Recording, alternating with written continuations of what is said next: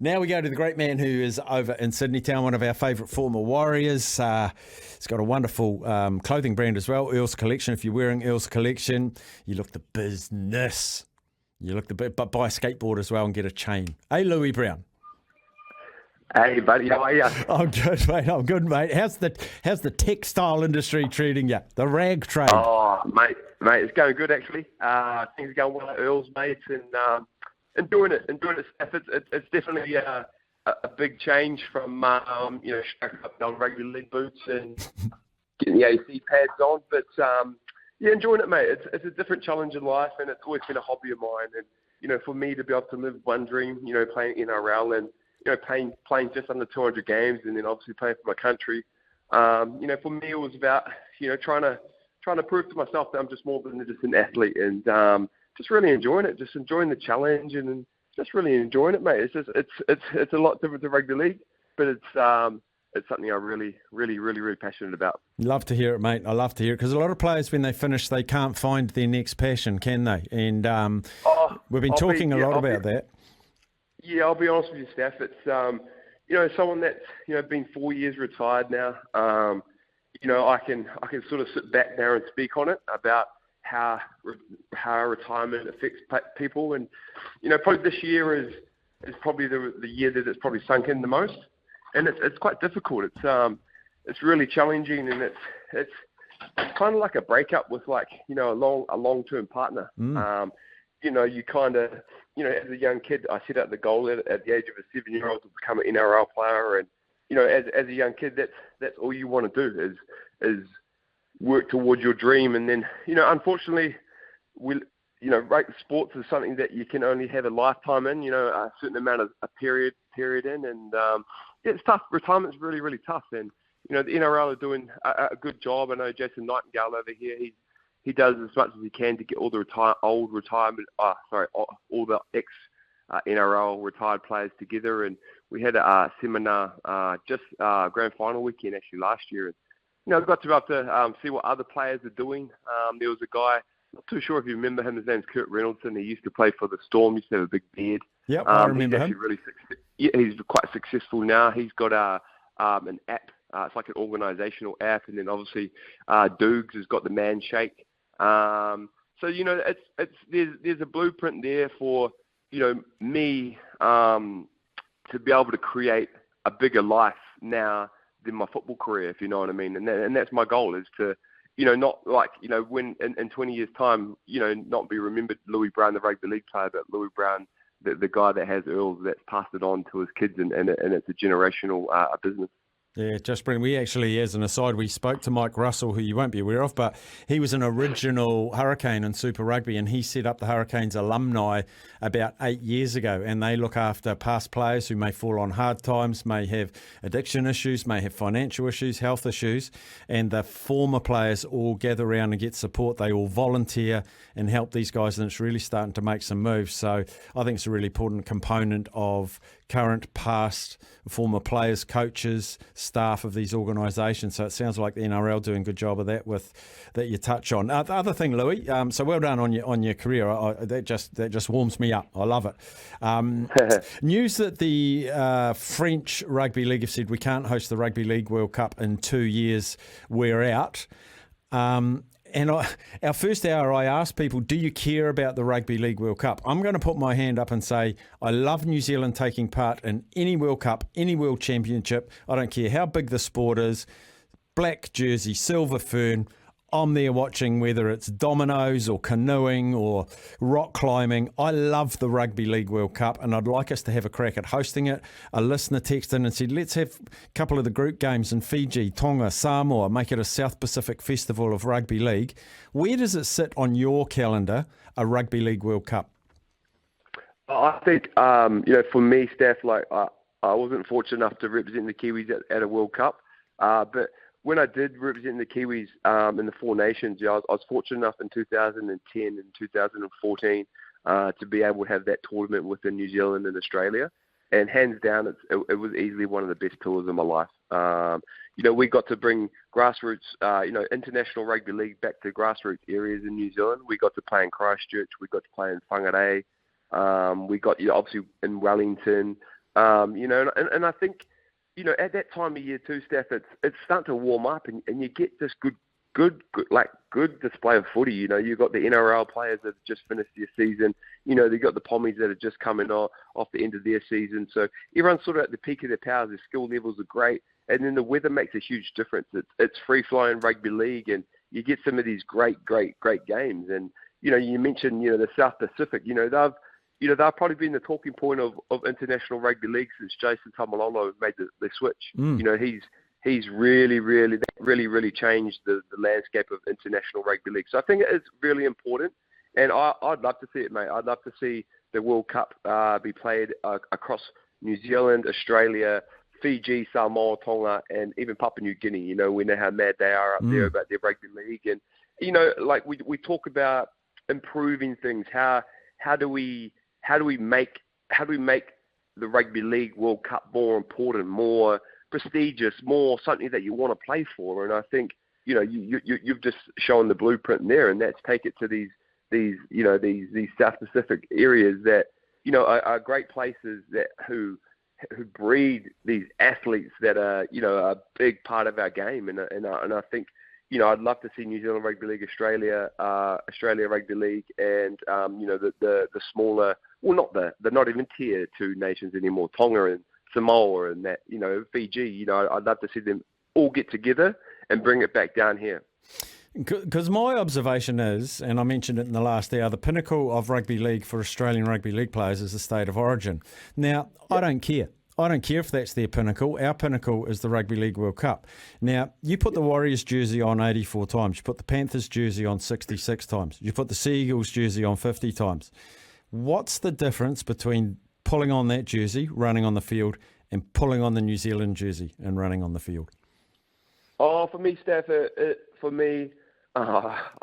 I probably shouldn't say this, but when I was a young kid, I wanted to play for Queensland. That was my team. That I wanted to play State of Origin. And then, as you grow up, you learn about your heritage and stuff like that. And for me, the Kiwis, I was always wanted to play for the Kiwis, not the All Blacks. And for me, that was the pinnacle. That was the top of the mountain for me, And I got to not only pull on the jumper, but I got to pull on the jumper with like some of the best New Zealand Rugby League players that have ever been.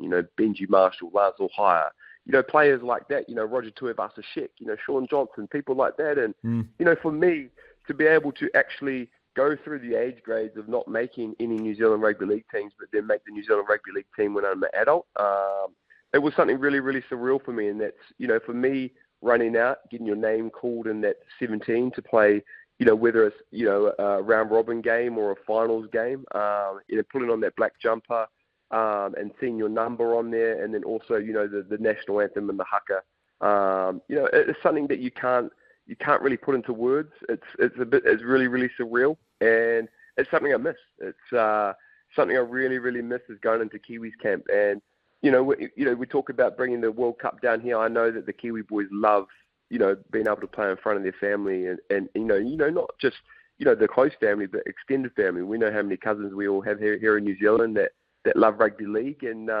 even though New Zealand's a massive rugby country, deep down, all the rugby people, they've got a soft spot for rugby league. And I think, if we can get the World Cup down here, and with all the young talent coming through, I think, it's just a no-brainer.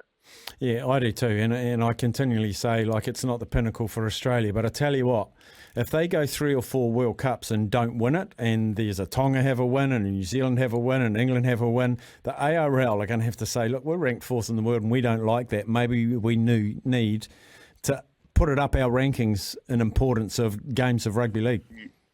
Yeah, well, I think they kind of need to fix the rankings. I think we saw, it was great. Don't get me wrong, it was great. I wasn't too happy that New Zealand didn't make the final of the last World Cup. The Kiwis, but I was so happy to see Samoa in there. But to have New Zealand playing Australia in a semi-final, that just kind of showed me where international rugby league was at that time, a couple of years ago, last year with that World Cup. I think Australia were ranked 3rd going into it. And, at the end of the day, I just think they need to sort those rankings out first, get that right, sort out the tiers, And then, I think we should just all commit and get together and, and not just have a Rugby League World Cup, but just a celebration of rugby league within Australasia. Yeah, I agree. Like, I loved those Four Nations. I just thought they were brilliant. Of course, we had a win there when I think Sir Peter Charles Leach was team manager, and he never stops talking about the pride of that. What do you think about, too, we had someone say we used to play Anzac Tests, and I loved those. I went to one at at North Harbour Stadium once when Darren Lockyer had a shocker and we got the win. But, rugby for a long time has had the Bledisloe Cup. Why can't we have something similar with Australia? Or do you feel there's not the appetite for Australia, once again, because their pinnacle was Origin? No, I totally agree with you, Steph. Like, for me, I've debuted an Anzac Test in 2010 or 2011. I debuted up on the Gold Coast, and that was back in the day where you would play on a Friday night for the Kiwis and then back up for the Warriors on a Sunday. So you'd play 2 games in the space of 3 days. So you're really testing your body, and I think a lot of it now sort of comes back to that. Whether they have the weekend off or they build like a bye for all teams around that Anzac period. But I would love to see that. I think it's awesome. I think, it's a celebration of not only rugby league, but it's a celebration of the Anzacs. We fought together in the war. Now we're paying respect to those people that allow us to play this beautiful game today. And you're so right. There's just so many things that rugby league, I believe, the magic round, don't get me wrong, I think it's a fantastic idea. I love that concept. I just think, they need to, try and fix up international rugby league a little bit more and have it more often, especially at the end of the year. I know that at the end of this year, Tonga, they've chosen to, they've chosen to go on a three test tour of Great Britain this year. You know what I mean? So, there's smaller nations now taking the bigger leap to be able to go and make, their pathways a lot better. And, you'll see Tonga doing that at the end of the year. But, yeah, I'd love to see the Anzac Test back, mate. When you're involved in something like that, it means something to you. So I'd love to see that come back. Yeah, and I think the NRL will explain that. Look, we give you the Melbourne Warriors game, Anzac, but that's club, it's not country. Even though we are a one-club country, I sort of get that with the Warriors, but just we need... The thing is, it's never shared around though. No, we never get an Anzac Day test in New Zealand, or Anzac Day game in New Zealand. Like It's always in Melbourne. Like we the Warriors sacrificed nearly 2 years away from home. The least we could do is get an Anzac Day game at home. You know what I mean? I'd like to see it switched around a little bit more because Anzac Day game at home, like it's massive. It'll be huge. Mount Smart will be packed out. You know what I mean? And yourself on Anzac Day, how many people go to the dawn service at the Auckland Domain and stuff like that. Leading into that, into Mount Smart in the afternoon. It's just once again, it's just another great event for the sport. I reckon they could fill Eden Park. You could get 50,000 to an Anzac Test. Oh, for sure, mate. I totally agree with you. I totally agree with you. I think, we just need to start doing that stuff a bit more. And, I'd like to see the NRL give the Warriors I feel like they've just kind of put, that 2 years on the back burner and thank you, Warriors, for, sacrificing it. But, it's time for the NRL to start scratching our backs a little bit now too. Yeah, the price they gave us was 3 games in 11 days against 3 of the top sides in the NRL. Thanks, mate. Oh, mate, that's it, mate. As a retired player now, Staffy, that's the NRL for you, though. Yeah, it is. Just before we go, Louis, we're talking to Louis Brown, former Warrior, amongst other teams, former Kiwi, proud Kiwi. Your report card on the Warriors, I know they had 3 losses, but they got a nice win against the Doggies. Everyone's calling it the 4-point win because we've got the bye now. We're going to Hawke's Bay next to take on the Broncos that'll have a few players taken out from Origin. I'm pretty excited about the next few weeks for the Warriors. Yeah, I just think, that game against the Bulldogs on Friday night, I just think it just showed what we're made up of. This is our DNA. That game was our DNA.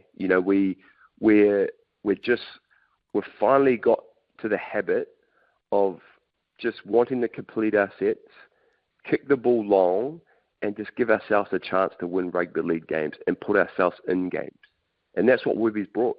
he's bought that. He's been with Ivan for 8 years, or probably even more, because he was at the West Tigers with him, So, and that's what Ivan's always been about. When I was at the Panthers and the Warriors, it was called Phase 1. So basically, that was just to get to your kick and give yourself the opportunity to actually be in a game and not beat yourself. And I feel like the Warriors are over that hump at the moment, where they're finally realizing that, getting through your sets, your back five are running hard, everyone's pushing around the ball, Sean's kicking into space, and it's given him every opportunity. Our completion rates, I think we have the best completion rates in the whole of the NRL. Once upon a time, we would struggle to, complete 50%, 60%, and we're just giving ourselves opportunities, and you can just see the extra oomph all the players are putting into it, and the way that Webby's also kind of made up that attacking prowess through the middle, where he's got, someone on the right linking to the middle, whether it's Dylan Walker or Tohu, and then they've got Adam Fanua-Blake, punching that line, Sean at the back of that, and half the time Adam's getting through because, just the presence of Sean at the back and the ball playing ability of Tohu and Dylan Walker. I think we're playing great footy at the moment. We've got our DNA and we have a backbone. And I'm just so proud of the boys, and I'm just really proud for the club. It's been a rough 10 years. It has, and getting Rog back next year, it's going to be awesome too. And I just think, the next month of footy for the Warriors is, I think there's a few teams that are coming that are looking at that draw going, oh, damn, we do have some Origin players out. It's not going to be easy. Going to Hawke's Bay, once again, it's a great spectacle for rugby league, taking the Broncos there. And I think, we're going to have a great opportunity against the Broncos and, make up some ground. And, who knows, we might be on 20 points before July. And that, it's probably the first time that's happened in a long time.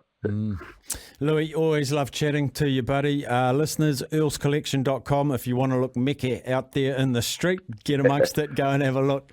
Champion Louis, thanks heaps for your time. Thanks, Dave, mate. You're a legend, mate. You're always a legend. Thanks, buddy. Cheers, buddy. There he is, Louis Brown. earlscollection.com. That's where you go to get the... just go and have a look. Have a look at what he's doing now. Really proud of what he's achieved post-career.